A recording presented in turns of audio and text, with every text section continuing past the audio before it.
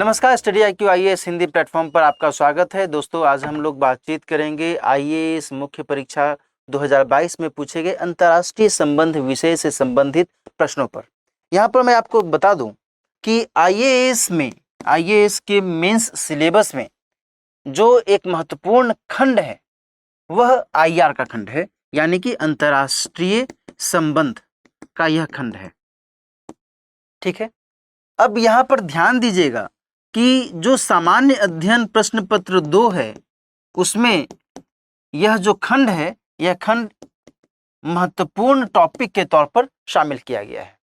GS के paper 2 में, है ना, जीएस के 4 पेपर हैं, ये आपको पता होना चाहिए। इसमें से जो पेपर 2 है उसमें IR यानी कि अंतर्राष्ट्रीय संबंध के बारे में पढ़ना है, और इसी के कॉन्टेक्स्ट में जो जीएस पेपर 2 में इस बार सवाल पूछा गया है उसी के कॉन्टेक्स्ट में जो IR के 4 सवाल हैं, चूंकि इस बार 4 ही सवाल पूछा गया है तो हम इन सभी 4 सवालों के बारे में बातचीत करेंगे, समझने की कोशिश करेंगे कि आखिर इस बार जो प्रश्नों का अप्रोच रहा है IR में वह क्या कुछ रहा है और किस हिसाब से इसको देखा जाना चाहिए, समझा जाना चाहिए, है ना। यहाँ पर प्रश्न एक एक करके हम समझेंगे और साथ ही आपको मैं बीच बीच में ये भी हिंट करता चलूंगा, संकेतित करता चलूंगा कि आखिर आपको IR से संबंधित यदि आप पढ़ाई कर रहे हैं तो उसमें किन किन बातों का ध्यान रखना है, किस तरीके से आपको अपना अप्रोच डेवलप करना है। आइए पहले सवाल को देखते हैं। पहला सवाल क्या पूछा गया? पहला सवाल था कि भारत श्रीलंका का बरसों पुराना मित्र है और पूर्ववर्ती कथन के आलोक में श्रीलंका के वर्तमान संकट में भारत की भूमिका की विवेचना कीजिए। बहुत ही सिंपल सा सवाल है, सहज और सरल सवाल है। कारण इसका यह है कि हाल के समय में श्रीलंका में बड़े स्तर पर, व्यापक स्तर पर आर्थिक संकट की स्थिति देखी गई। आपने समाचारों में सुना होगा, पढ़ा होगा कि वहां पर किस तरीके से लोग सड़कों पर उतर आए थे, और इसके साथ साथ वहां पर जो राष्ट्रपति निवास है वहां पर भी लोगों ने आक्रमण कर दिया था, है ना। एक बहुत ही बेतरतीब स्थिति इस दौरान देखी गई थी और इसी के कॉन्टेक्स्ट में रखते हुए यह सवाल बनाया गया है। चूंकि भारत का श्रीलंका के साथ एक लंबा संबंध रहा है ना। आपको पता ही है कि भगवान राम जो है, पौराणिक कथा के अनुसार भगवान राम श्रीलंका में जाते हैं सीता की खोज में और सीता जी को वापस लाते हैं, है कि नहीं। यह एक पौराणिक जो आधार है, इसके कंटेक्स्ट में भी आप भारत और श्रीलंका के संबंध को देख सकते हैं। इसके बाद भी जो अन्य पक्ष हैं उसको भी यहाँ पर आप उत्तर के अंतर्गत लिख सकते हैं। ठीक है, अब यहाँ पर यह भी ध्यान रखना होगा कि आखिर जो वर्तमान संकट उभरा श्रीलंका में वह क्यों उभरा और इसके कंटेक्स्ट में भारत ने जो भूमिका निभाई है यह कौन सी भूमिका निभाई है ना। तो आइए इसको हम एक एक कर समझते हैं। दोनों देशों के बीच जो ऐतिहासिक संबंध है उसको आप बताएंगे, साथ ही जो सांस्कृतिक और आर्थिक संबंध रहा है, चाहे वो व्यापार के स्तर पर चल रहा हो, चाहे भारत के द्वारा श्रीलंका में विभिन्न माध्यमों से निवेश के स्तर पर रहा हो, इन सब का जिक्र आप इसके अंतर्गत कर सकते हैं। सांस्कृतिक संबंध में वही पौराणिक आधार वाला आप पक्ष रख सकते हैं। जहाँ तक बात है ऐतिहासिक संबंध में, तो आप मौर्य काल से इसका उदाहरण ले सकते हैं, जब जो मौर्य सम्राट अशोक था वह अपने बेटे और बेटी को यानी कि महेंद्र और संघमित्रा को भेजा था, कहाँ पर? श्रीलंका में, है कि नहीं। तो इस आधार पर आप यहाँ पर कुछ बातें लिख सकते हैं। इसके साथ साथ आप ये भी बता सकते हैं कि लिट्टे, LTTE,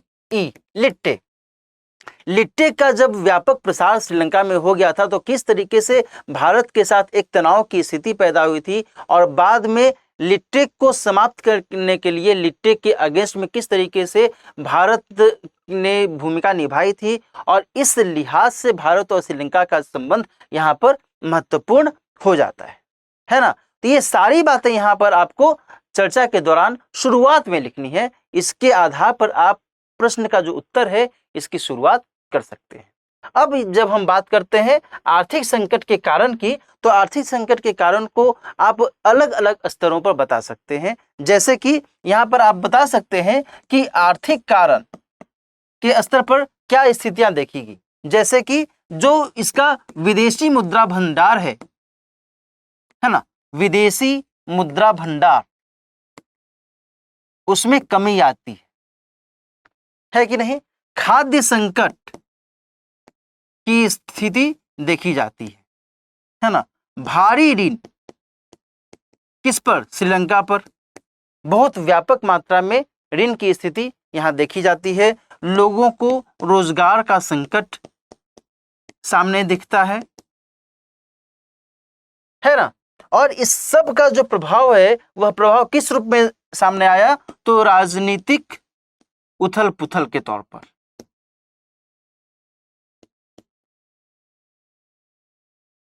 है ना। इन सब को आप एक एक कर करके बता सकते हैं कि भाई ये सारी जो स्थितियां हैं, ये सारी स्थितियां यहाँ पर निकलकर सामने आती हैं, है ना। खाद्य संकट के स्तर पर, भारी ऋण के स्तर पर, रोजगार संकट, ये सब को आप यहाँ पर जिक्र कर सकते हैं।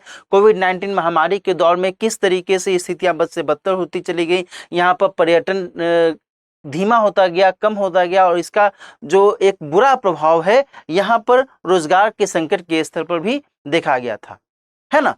तो ये सब जो चीजें हैं यहाँ पर आप बता सकते हैं। साथ ही आप इसमें ये भी बता सकते हैं कि ऑर्गेनिक फार्मिंग को तवज्जो देने की कोशिश की गई थी। श्रीलंका सरकार ने कहा कि हम भाई ऑर्गेनिक फार्मिंग को बढ़ावा देंगे, लेकिन उसका जो बुरा इम्पैक्ट है वह किस पर पड़ा, तो खाद्य उत्पादन पर पड़ा। खाद्य उत्पादन पर पड़ा तो खाद्य संकट की स्थिति सामने आई, है कि नहीं। तो ये सभी जो इन सभी डायमेंशंस को, इन सभी आयामों को आप इस माध्यम से दर्शा सकते हैं, बता सकते हैं। क्लियर। आगे हम बात करते हैं। अब ये थोड़ा समझना होगा कि भाई आर्थिक संकट की स्थिति से निपटने में भारत ने जो भूमिका निभाई है वह किस स्तर पर भूमिका निभाई है।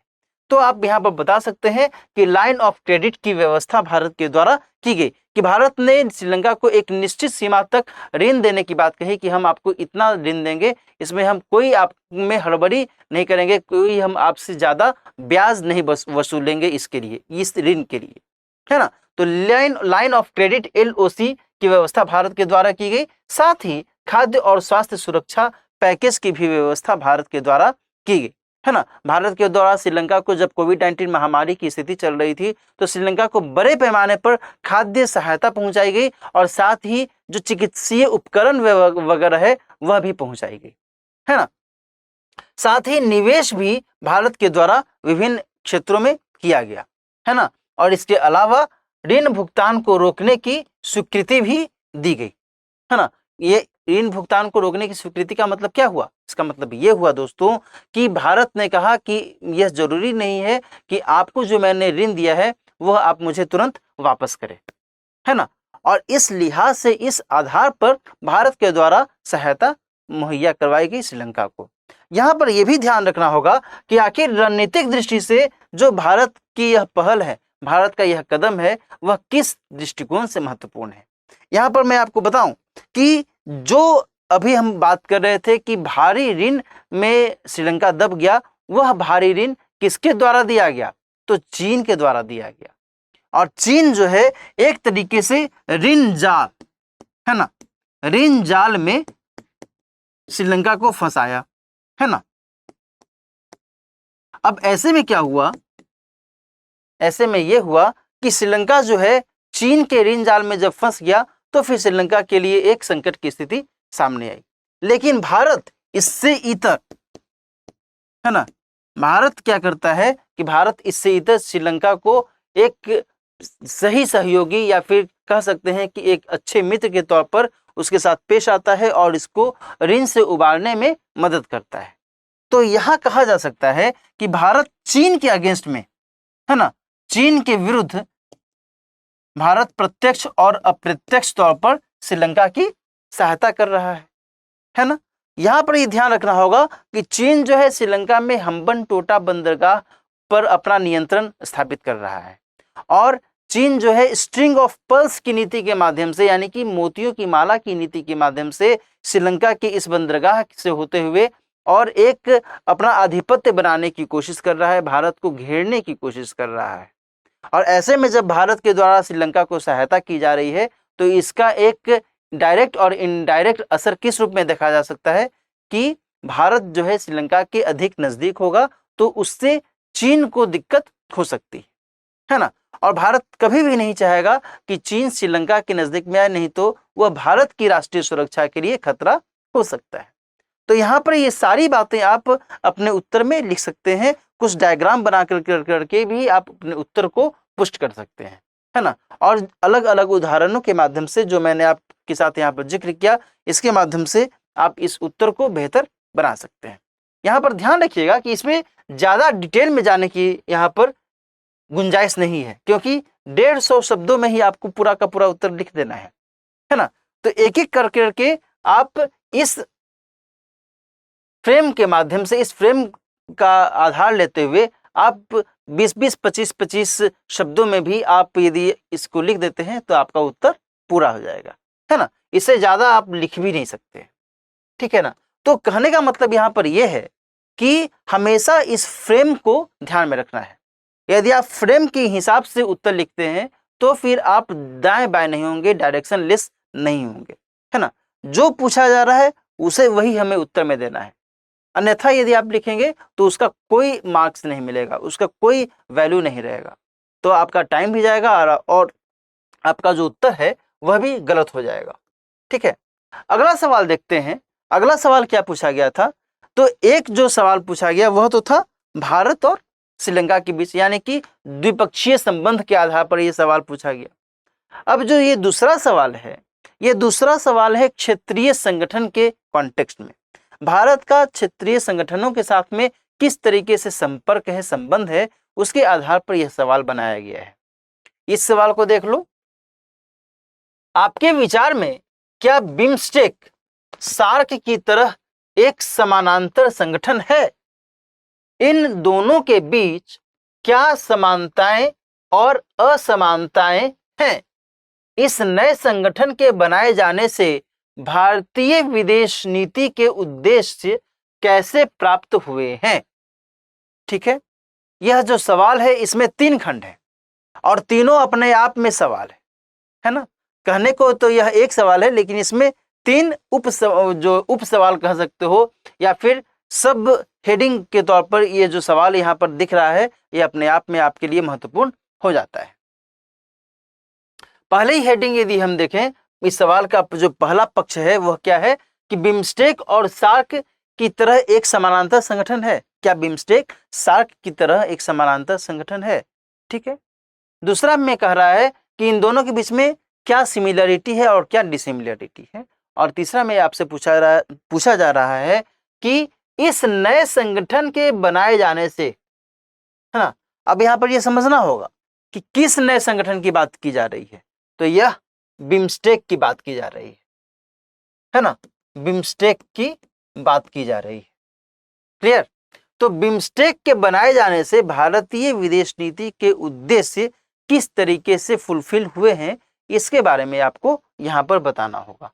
और इसमें भी मैक्सिमम आप 150 शब्दों में ही इसका उत्तर दे सकते हैं। तो 50-50-50 तीनों खंड में यदि आप इतने वर्ड्स का इस्तेमाल कीजिएगा तो ये उत्तर पूरा हो जाएगा।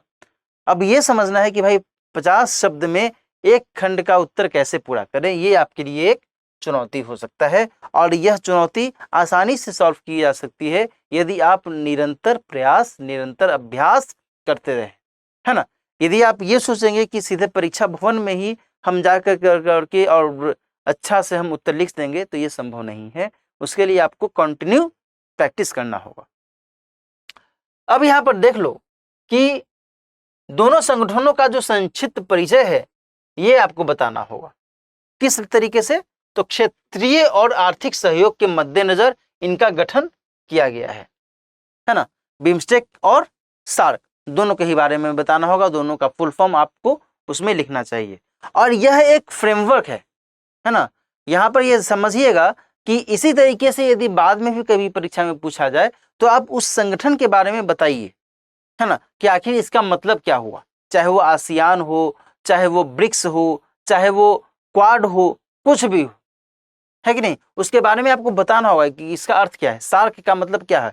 तो south Asian association for regional corporation. ठीक है। बिम्स्टेक का मतलब क्या है? तो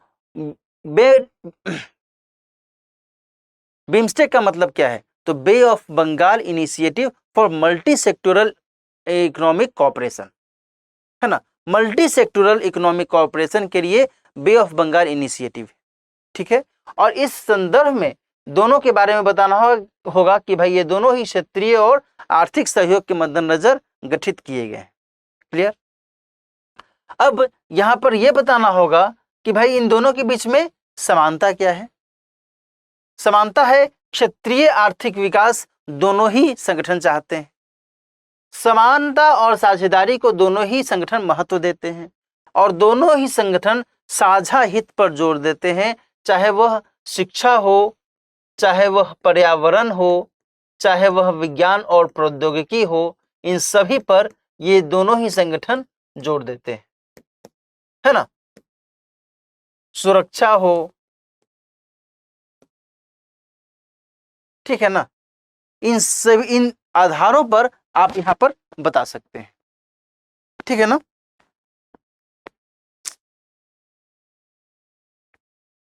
इन आधारों पर आप यहां पर बता सकते हैं।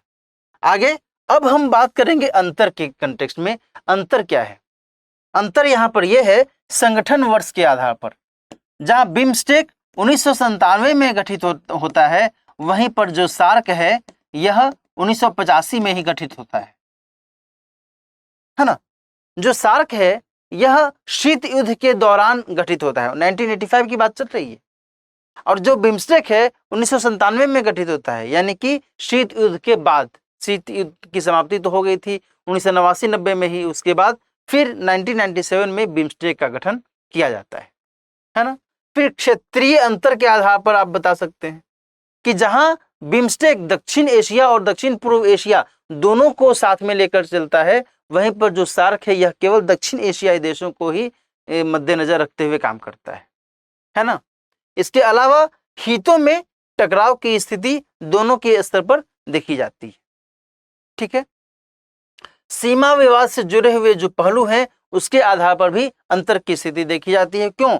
क्योंकि जो सार्क है, सार्क में पाकिस्तान भी है, नेपाल भी है, बांग्लादेश भी है, भूटान भी है, ये सभी, और ये भारत के पड़ोसी देश हैं, है ना। तो यहाँ पर किन्हीं देशों के साथ विवाद की स्थिति निरंतर बनी रहती है, जैसे कि बांग्लादेश है, जैसे कि पाकिस्तान है ना। लेकिन इसके बनिस्पत जो बिम्स्टेक है, बिम्स्टेक में उस तरीके से सीमा विवाद की स्थिति नहीं है ना। तो इस लिहाज से यहाँ पर सीमा विवाद से जो जुड़े हुए पहलू हैं उसको यहाँ पर आप अंतर के स्तर पर लिख सकते हैं।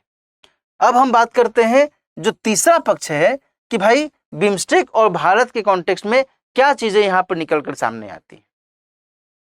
तो क्षेत्रीय संपर्क को महत्व देने के लिहाज से भारत जो है पहले पड़ोस की नीति को महत्व देता है ना।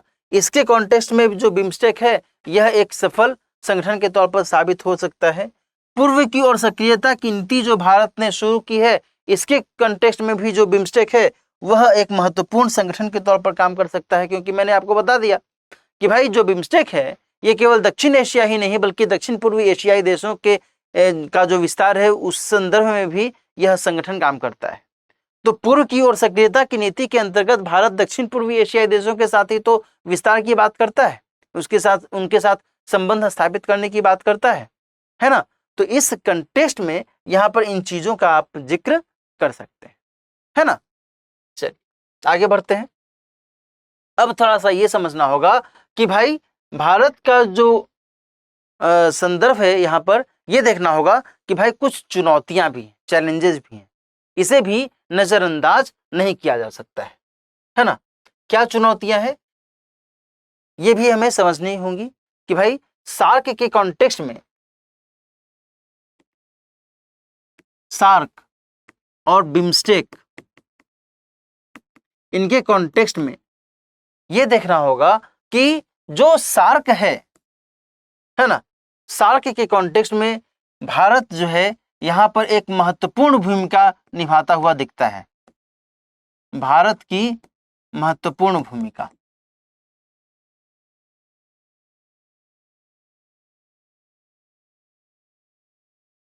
है ना।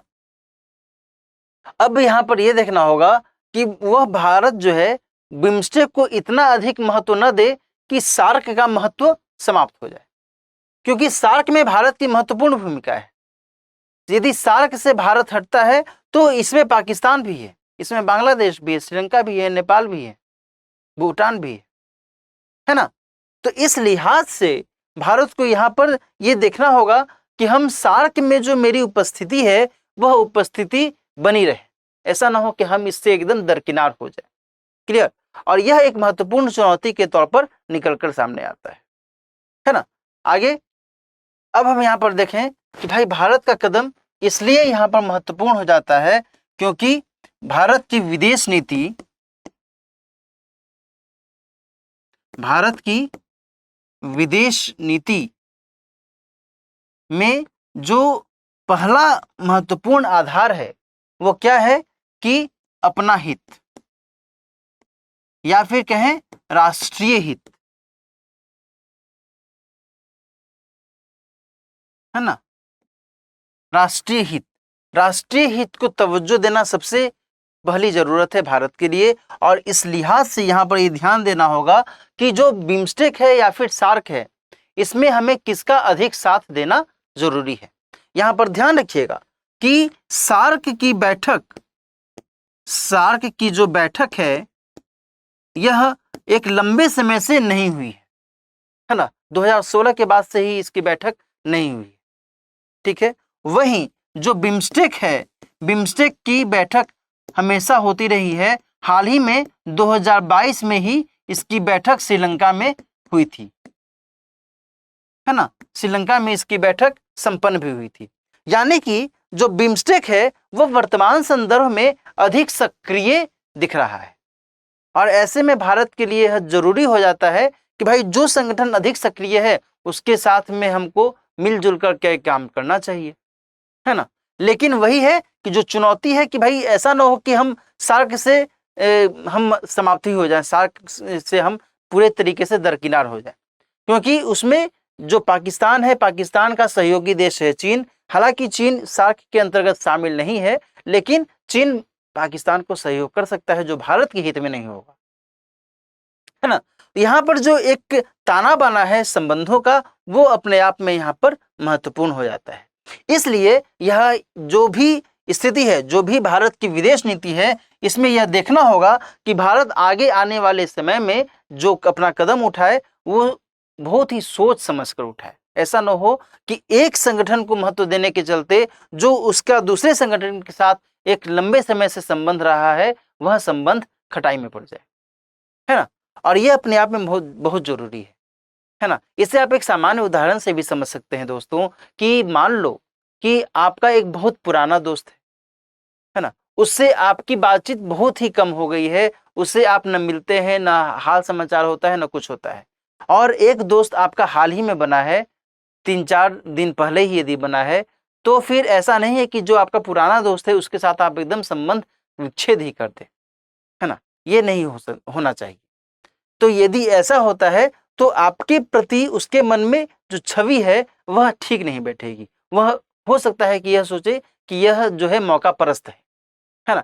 तो ऐसा नहीं होना चाहिए, ठीक है। यदि आपके उस पुराने दोस्त में कोई कमी है या फिर उसको आप और बेहतर तरीके से उसके साथ संबंध स्थापित कर सकते हैं तो आपको उसके लिए प्रयास किया जाना चाहिए। और ठीक ऐसी ही स्थिति यहाँ पर भारत के संदर्भ में भी सार्क के साथ देखी जा सकती है ना। क्योंकि भारत भी यदि चाहेगा तो सार्क को एक तरीके से रिवाइटलाइज कर सकता है, उसको फिर से सक्रिय कर सकता है और अपने साथ में जो अन्य देश हैं उनको मिला जुला कर करके उनके साथ मिल कर करके और सार्क को एक नई छवि दे सकता है। और यदि भारत इससे पूरी तरीके से हट जाएगा तो फिर जो अन्य देश हैं, बांग्लादेश, नेपाल, भूटान जैसे जो देश हैं, वो पहले से भी भारत पर आरोप लगाते रहे हैं कि भारत जो है बिग ब्रदर बनना चाहता है ना। तो यह जो एक ठप्पा है उस ठप्पे को समाप्त करना भारत के लिए बहुत ही जरूरी है। और इसके लिए यहाँ पर सहयोग और समन्वय जो है बनाए रखना बहुत ही जरूरी दिखता है, बहुत ही महत्वपूर्ण आयाम के तौर पर दिखता है ना। तो ये सारी बातें यहाँ पर इस प्रश्न के उत्तर में लिख सकते हैं। डायमेंशन के आधार पर मैंने यहाँ पर जिक्र कर दिया, एक एक करके इसके बारे में बता सकते हैं, देन फिर आप इसका उत्तर अच्छे तरीके से लिख सकते हैं। आगे देखते हैं अगला सवाल क्या पूछा गया है। अगला सवाल है I2U2 भारत, इजराइल, संयुक्त अरब अमीरात और संयुक्त राज्य अमेरिका समूहन वैश्विक राजनीति में भारत की स्थिति को किस प्रकार रूपांतरित करेगा। बहुत महत्वपूर्ण सवाल है, ठीक है ना। इस सवाल के आने की संभावना बिल्कुल थी इस बार, है ना, क्यों थी? क्योंकि I2E2 के नाम से इसका गठन किया गया है हाल ही में, और इसमें इजराइल भी है, भारत भी है, अमेरिका भी है और संयुक्त अरब अमीरात भी है। इन्हीं को मिला करके ये I2E2 बना ही है। यहाँ पर आपने देखा होगा कि प्रश्न में इन चारों देशों का नाम दे दिया गया है, यानी कि कंफ्यूजन इसमें रखा ही नहीं है यूपीएससी ने कि ये I2E2 है क्या। क्लियर? यहाँ पर मैं आपको हिंट दे भी देता हूं। I for India, I for Israel, U for USA और U फॉर UAE, है ना, I2U2, ठीक है ना, यही है I2U2। ओके, इन चारों देशों का जो पहला लेटर है, फर्स्ट जो लेटर है इंग्लिश में, इसी को पिक किया गया है इस संगठन को नाम देने में। क्लियर? और इसी के संदर्भ में पूछा गया है कि यह जो समूहन है वैश्विक राजनीति में भारत की स्थिति को किस तरीके से, किस प्रकार रूपांतरित करेगा। रूपांतरित करने की बात चल रही है भाई, ट्रांसफॉर्म करेगा। क्लियर? आइए आगे बात करते हैं। ये भी 15 नंबर का ये सवाल था और 250 शब्दों में इसका उत्तर देना था। देखते हैं। तो सबसे पहले, जैसा कि मैंने आपके साथ पहले भी जिक्र किया, कि आपको फ्रेम बना लेना चाहिए कि प्रश्न में क्या कहा गया है और इसमें हमें क्या क्या उत्तर लिखना है ना। 1 मिनट में आप यदि फ्रेम बना लेते हैं तो आसानी से आप बहुत अच्छे तरीके से आप अपना उत्तर लिख सकते हैं। अदरवाइज ये हो सकता है कि उत्तर लिखने के बाद पता चले कि भाई प्रश्न में जो पूछा गया था वो तो हमने छोड़ दिया, लिखा ही नहीं। कई बार ऐसा होता है ना। तो इससे आपको बचना है, और यह तभी होगा जब आप सही तरीके से अभ्यास करते हैं, उस हिसाब से आप लिखते हैं, है ना। क्योंकि वह यहाँ पर क्या है, समय की पाबंदी है ना। एक प्रश्न का उत्तर लिखने में यदि आप हल्का सा भी देरी कर दिए तो हो सकता है कि उससे जो अगला प्रश्न है वो छूट जाएगा। तो एक प्रश्न नहीं छूटेगा बल्कि 10 या 15 मार्क्स छूट जाएगा, और यह अपने आप में बहुत बड़ी बात है ना। तो यहाँ ध्यान रखिएगा कि फ्रेमवर्क बनाना है। तो फिर से परिचय आपको दे देना है कि भाई I2E2 की चर्चा की जा रही है, तो इसका संक्षेप में हम परिचय दे देंगे कि 2021 के अक्टूबर में ऐसे संगठन को लेकर चर्चा की गई थी। जुलाई 2022 में इसकी पहली बैठक आयोजित की गई थी, है ना। यहाँ पर मैंने बताया ना कि चूंकि हाल ही में इसका गठन किया गया है इसलिए महत्वपूर्ण था, इसके आने की संभावना थी और यह आ गया। अब इसके उद्देश्य को देखें तो आर्थिक साझेदारी की मजबूती, चीन का प्रतिसंतुलन, मध्य पूर्व यानी कि जो मिडिल ईस्ट के जो देश हैं उनके साथ में सहयोग को प्रोत्साहन देना इसका महत्वपूर्ण मकसद है। ठीक है, ये आप अपने उत्तर में लिख सकते हैं। साथ ही अब जो अगला महत्वपूर्ण खंड है वह यह है कि भाई इसमें भारत की जो भूमिका है वह किस तरीके से रहने वाली है और यह किस तरीके से भारत की भूमिका को रूपांतरित कर सकता है ना। यह अपने आप में महत्वपूर्ण है। तो पहला तो यह है कि CEPA, comprehensive economic partnership agreement, है ना, व्यापक आर्थिक साझेदारी समझौता, इसके जरिए सहयोग को बढ़ावा दिया जा सकता है। और यह जो सेपा है यह UAE के साथ हाल ही में किया गया है। ठीक है, और UAE इसमें शामिल है। क्लियर? संयुक्त अरब अमीरात और इजराइल के साथ सहयोग महत्वपूर्ण हो सकता है भारत के लिए, है ना। आपको पता होना चाहिए कि संयुक्त अरब अमीरात में भारत की एक बहुत बड़ी जनसंख्या निवास करती है, वहां पर रोजगार करती है ना। और वहां से रेमिटेंस यानी कि वहां से वो प्रेषित करती है क्या, तो रुपया, जो भी वो धन कमाती है, जो भी उनकी आमदनी होती है, उसका एक बड़ा हिस्सा वो भारत में अपने परिवारों को भेजते हैं। इसको रेमिटेंस की संज्ञा दी जाती है, विप्रेषण इसको कहा जाता है हिंदी में। तो इस लिहाज से भी यह जो देश है संयुक्त अरब अमीरात जो है वह भारत के लिए महत्वपूर्ण हो जाता है। साथ ही वहाँ पर एक बहुत बड़ी जनसंख्या मुस्लिम धर्म की है और भारत जो है एक धार्मिक सौहार्द वाला देश है। तो इस लिहाज से भी भारत चाहता है कि हम इन देशों के साथ यदि संपर्क संबंध बनाने की कोशिश करते हैं तो भारत का जो एक धार्मिक सहिष्णुता का माहौल है भारत में वह भी बेहतर हो सकता है। क्लियर?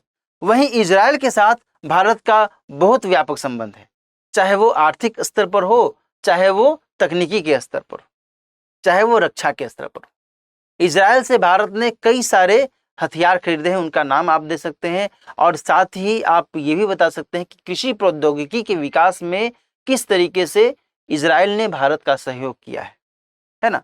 इस तरीके से इन उदाहरणों के माध्यम से आप यहाँ पर अपना इसका जिक्र कर सकते हैं। इसके अलावा हिंद प्रशांत से इतर मध्य पूर्व में भूमिका का विस्तार भारत कर सकता है ना। वर्तमान में क्या है कि भारत भाई हिंद प्रशांत क्षेत्र में ही अपनी स्थिति को सुदृढ़ करने की कोशिश कर रहा है, सुरक्षित करने की कोशिश कर रहा है। तो यह जो रूपांतरण की स्थिति है, रूपांतरण की स्थिति यही पर दर्शा रही है कि कैसे भारत मध्य पूर्व के देशों के साथ में संपर्क को बेहतर बना सकता है ना। तो आज के परिदृश्य में यह देखना होगा कि भारत केवल एक जगह पर ही स्थिर न रहे, बल्कि उसको सभी देशों के साथ में बेहतर संबंध स्थापित करनी है। और इस लिहाज से यह जो संगठन है, यह संगठन महत्वपूर्ण हो सकता है। यहां ध्यान रखिएगा कि यह जो I2E2 है, इसको न्यू क्वाड कहा गया है दोस्तों। न्यू क्वाड, ये आप चाहे तो परिचय में भी दे सकते हैं, ठीक है। न्यू क्वाड कहा गया है, क्लियर। तो इसमें पुराना क्वाड कौन सा है, अब ये सवाल बन जाता है। तो जो पुराना क्वाड है उसमें भी 4 देश हैं, उसमें भी भारत है, उसमें भी अमेरिका है, अमेरिका यानी कि संयुक्त राज्य अमेरिका, है ना। और उसमें ऑस्ट्रेलिया है और जापान है, ऑस्ट्रेलिया और जापान, क्लियर। तो क्वाड, ये जो क्वाड है ये हिंद प्रशांत क्षेत्र में अग्रसर है, हिंद प्रशांत क्षेत्र में यह सक्रिय है। लेकिन यह जो न्यू क्वाड है, I2E2 है, यह मध्य पूर्व के देशों में सक्रिय है ना। तो इस संदर्भ में आपको इस उत्तर में बताना होगा। यहां पर आप ये भी बता सकते हैं कि भारत के साथ में मिलकर करके ये सभी देश इंटीग्रेटेड फूड पार्क, इंटीग्रेटेड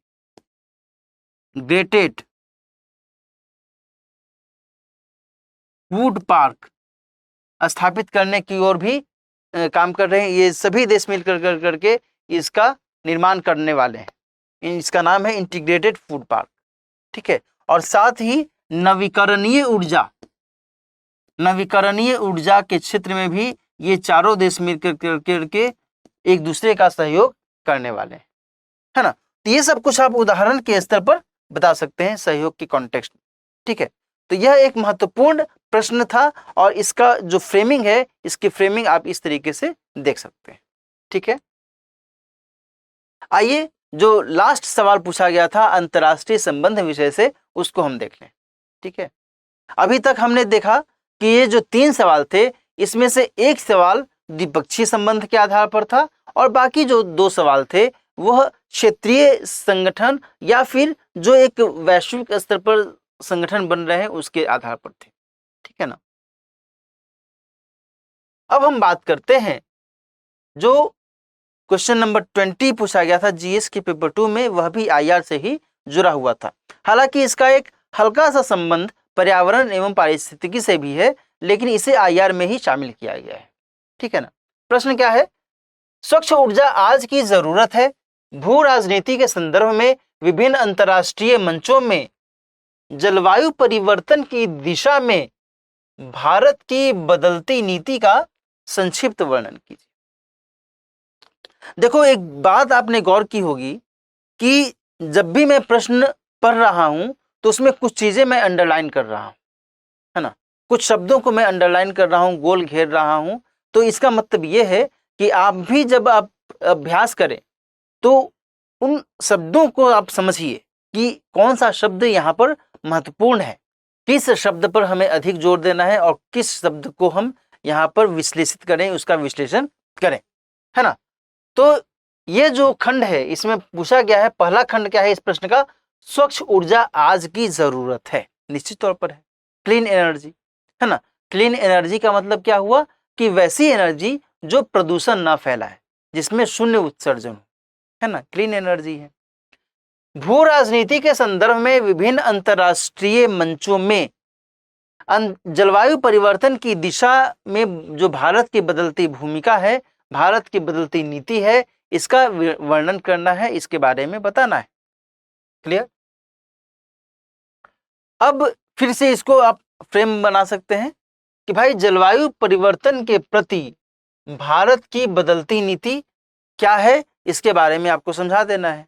एक एक कर कुछ उदाहरणों के माध्यम से आपका उत्तर कंप्लीट हो जाएगा। सबसे पहले उत्तर की शुरुआत में आप ये बता दे सकते हैं कि हाँ भाई, स्वच्छ ऊर्जा की जरूरत है और निश्चित तौर पर भारत के लिहाज से भी यह महत्वपूर्ण है। क्यों? क्योंकि भारत एक विकासशील देश है और ऐसे में भारत को अपना औद्योगिक और आर्थिक विकास भी करना है, साथ ही पर्यावरण का संरक्षण भी करना है। तो ऐसे में भारत के लिए सुरक्षित या फिर स्वच्छ ऊर्जा का उपयोग या इसका इस्तेमाल अपने आप में बहुत ही महत्वपूर्ण हो जाता है ना। तो इस कंटेक्स्ट को आधार बनाते हुए तब फिर आप उत्तर की शुरुआत कर सकते हैं। इसमें आप पहली बार में ये बता सकते हैं कि 2015 में पेरिस में जो जलवायु सम्मेलन आयोजित किया गया था, उसमें INDC की व्यवस्था की गई थी, यानी कि इंटेंडेड नेशनली डिटरमाइंड कंट्रीब्यूशन, है ना, नेशनली डिटरमाइंड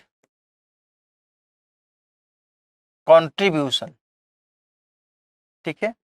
और इसमें भारत ने भी सहयोग की बात की है।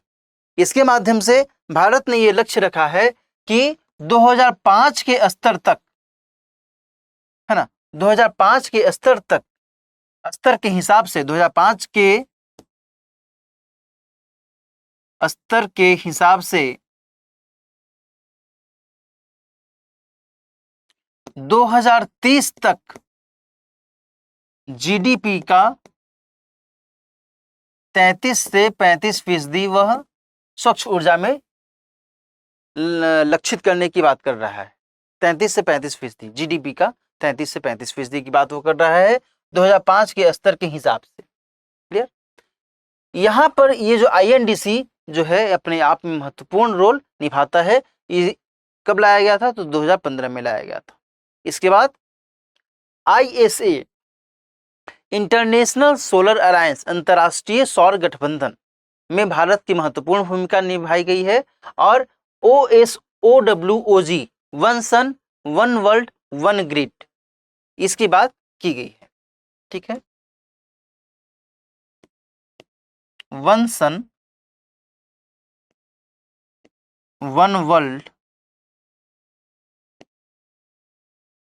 वन ग्रिड, इसकी बात की गई है ना। तो इसके माध्यम से सौर ऊर्जा का व्यापक तरीके से इस्तेमाल करने पर भारत ने जोर दिया है। और इस हिसाब से जो ISA है यहाँ पर एक महत्वपूर्ण संगठन के तौर पर भी सामने आता है। भारत यहाँ पर जो एक महत्वपूर्ण पक्ष है वो यह रख रहा है कि सौर ऊर्जा का यदि हम व्यापक तरीके से इस्तेमाल करेंगे तो फिर नवीकरणीय ऊर्जा के क्षेत्र में हम और बेहतर कर सकते हैं, है ना। इसके बाद COP26 कॉन्फ्रेंस ऑफ पार्टीज 26 की बैठक आयोजित की गई थी ग्लासगो में, है ना।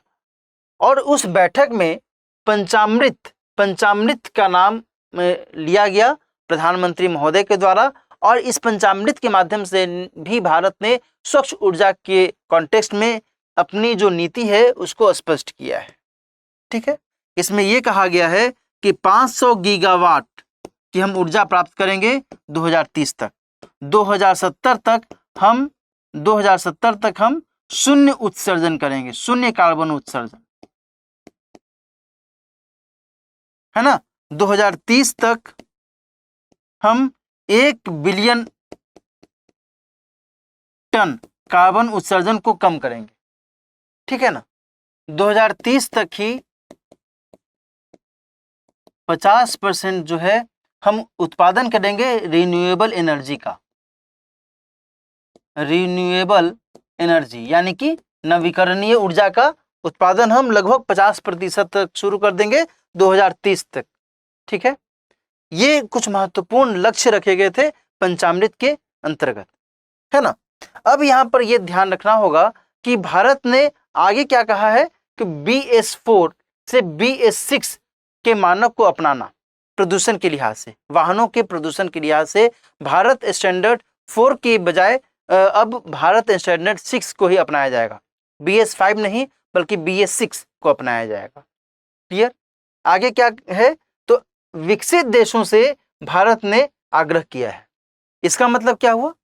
इसका मतलब यह हुआ कि भारत चाहता है कि जो विकसित देश हैं वो अपने यहाँ पर जिस हिसाब से कार्बन का उत्सर्जन करते हैं वो तो उसमें कटौती करें ही, साथ ही वे विकासशील देशों को और साथ ही अल्प विकसित देशों को इस तरीके की टेक्नोलॉजी प्रदान करें, इस तरीके की प्रौद्योगिकी प्रदान करें, ताकि इसका उपयोग जब ये देश करें तो फिर यहाँ पर भी हरित ऊर्जा को महत्व मिले, हरित ऊर्जा को वरीयता मिले, है ना। और इस लिहाज से भारत ने विकसित देशों से हमेशा आग्रह किया है कि आप अपने यहाँ पर कार्बन का जो उत्सर्जन है उसमें कमी लाएं, क्योंकि ये आपके लिए अधिक जरूरी है। अभी तो हम आर्थिक तौर पर अभी बहुत पीछे हैं, है ना। तो हमें और अधिक विकास करना है और इसके लिए ऊर्जा की खपत होगी ही होगी, है ना। इसको हम कैसे नजरअंदाज कर सकते हैं? क्लियर? तो ये सभी बातें यहाँ पर आपको बतानी होंगी, ठीक है ना। हाल के समय में अमेरिका और चीन ने जिस तरीके से कार्बन उत्सर्जन के कॉन्टेक्स्ट में अभी एक कह सकते हैं कि सक्रियता की नीति नहीं अपनाई है, ऐसे में भारत के द्वारा जो ये पहले की गई हैं ये पहले बहुत ही महत्वपूर्ण हो जाती। और आप अपने उत्तर में यहाँ पर बता भी सकते हैं कि भाई भारत ने किस तरीके से पर्यावरण को मद्देनजर रखते हुए, पर्यावरण संरक्षण को मद्देनजर रखते हुए अलग अलग मंचों पर अपनी बात कही है, अपनी बात रखी। तो इस तरीके से आप इस उत्तर को आप लिख सकते हैं, ठीक है ना। तो आज की चर्चा में हमने डिस्कशन किया कि IR मेंस 2022 में किस तरीके से सवाल पूछे गए थे और इसके आधार पर जो आपको अप्रोच डेवलप करना चाहिए वह यहाँ पर बहुत ही महत्वपूर्ण हो जाता है। आज की चर्चा हम यहीं पर समाप्त करते हैं। धन्यवाद।